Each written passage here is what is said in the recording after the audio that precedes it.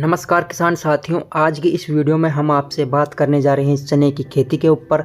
अगर आपने भी चने की खेती कर रखी है या फिर चने की फसल लगा रखी है तो ये वीडियो आपके लिए बहुत ही ज़्यादा ज़रूरी होने वाला है, क्योंकि इस वीडियो में हम आपको चने की खेती के बारे में A to Z जानकारी देने जा रहे हैं। तो किसान साथियों, अगर आपने चने की खेती लगा रखी है और अपने चने की इस अवस्था में चल रही है, जैसे कि आप वीडियो में देख पा रहे हो अपने चने की फसल फूल अवस्था में चल रही है, तो इस अवस्था में अपने मन में कई चिंताएं सताती हैं अपने को।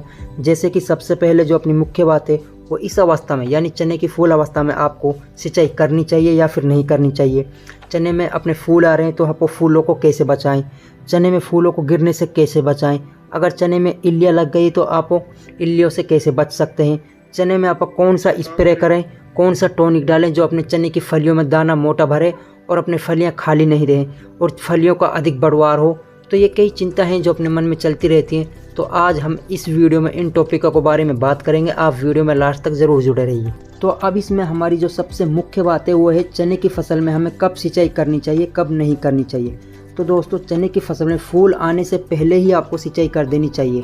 अगर आप फूल के टाइम सिंचाई करते हो तो अपने चने की फसल में फूल आना बंद हो जाएगा और अपने चने का पौधा है जो वो ग्रोथ पर चलेगा। तो दोस्तों, आपको फूल के टाइम सिंचाई नहीं करनी चाहिए। अगर अपना चने का पौधा ग्रोथ पर चलेगा तो बहुत ही कम फूल आएंगे, फूल कम आएंगे तो आगे चलकर फलियां कम आएंगी और आगे चलकर फिर आपको उत्पादन बहुत कम देखने को मिलेगा।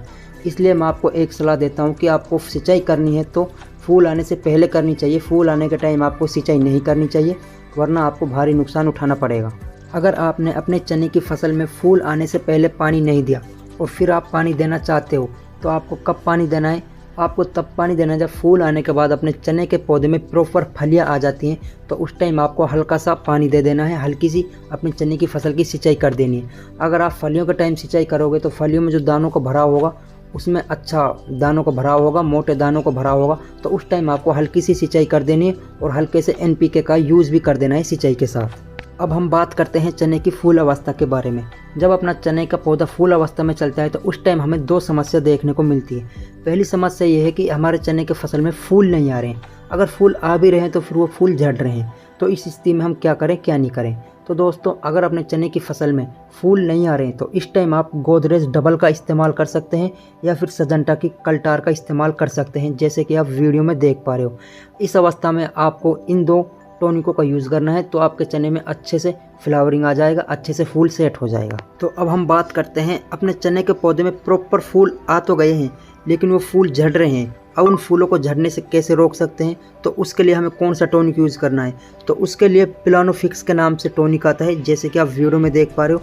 आपको इसका इस्तेमाल करना है। इसका इस्तेमाल करने के लिए आपको 2.5 ml प्रति टंकी के हिसाब से यूज़ करना है, जिससे अपना फ्लावरिंग झड़ना बंद हो जाएगा, फूल को झड़ना एकदम रुक जाएगा। तो ये काफ़ी अच्छा टॉनिक है, आप इसका इस्तेमाल कर सकते हैं। दोस्तों, अब हम बात करते हैं चने की फसल पर मुख्य बात है जिस पर आपको अच्छे से गौर फरमाना है, अच्छे से ध्यान देना है। दोस्तों, चने की खेत में इल्लियाँ लग जाती हैं, आपने भी देखा होगा हरे कलर की इल्लियाँ लग जाती हैं। तो दोस्तों, उन इल्लियों से हम अपने चने को पौधे को कैसे बचा सकते हैं, कौन सा उसके लिए हमें स्प्रे करना चाहिए? तो दोस्तों, एक बात बता दूं, अगर अपने चने के पौधे में एक बार इल्लियाँ लग जाती हैं तो पूरे पौधे को भी नष्ट कर सकती हैं और अपनी पूरी फसल को भी नष्ट कर सकती हैं। अगर आपने अपने चने को पौधे को इल्लियों से बचा लिया तो आपको आगे चलकर उत्पादन बहुत अच्छा देखने को मिलेगा। चने की खेती में जो सबसे खतरा होता है वो होता है हमें इल्लियों का ही। तो सबसे मुख्य बात है अपने चने के पौधे को इल्लियों से कैसे हम बचा सकते हैं, तो उसके लिए हमें कौन सा टॉनिक लेना चाहिए? तो इल्लियों से छुटकारा पाने के लिए इमामेक्टिव बेंजोइट का इस्तेमाल कर सकते हैं आप 10 ml प्रति टंकी के हिसाब से। अगर आप दूसरा कीटनाशक लेना चाहते हैं तो उसके लिए आपको प्रोफोनोफास का इस्तेमाल करना चाहिए, जो 30 से 35 ml पर टंकी के हिसाब से आपको लेना है। तो दोस्तों, आपको जो अच्छा रिजल्ट चाहिए तो उसके लिए आपको लीजेंड सुपर का इस्तेमाल करना है, जैसे कि आप वीडियो में देख पा रहे हो। लीजेंड सुपर काफ़ी अच्छा कीटनाशक है, इसका आपको काफ़ी अच्छा रिजल्ट देखने को मिलेगा और काफ़ी जल्दी आपको इल्लियों से छुटकारा मिल जाएगा। तो आप लीजेंड सुपर का इस्तेमाल कर सकते हैं 15 ml पर टंकी के हिसाब से। तो दोस्तों, अब हम बात करते हैं चने की फसल की उत्पादन को लेकर। हम चने की फसल से बम्पर उत्पादन कैसे ले सकते हैं? तो उसके लिए आपको लेना है 800 ग्राम NPK 05234। NPK 05234 के साथ आपको लेना है 200 ग्राम बोरोन, और तीसरा जो आपको उसमें लेना है सागरी का लेना है वाटर सोल्यूबल वाला 250 ml। ये जो तीन चीज़ बताई हैं ये आपको प्रति एकड़ के हिसाब से लेनी है। आपको इन तीनों को अच्छे से मिश्रण करके आपको 1 एकड़ का छिड़काव कर देना है अच्छे से।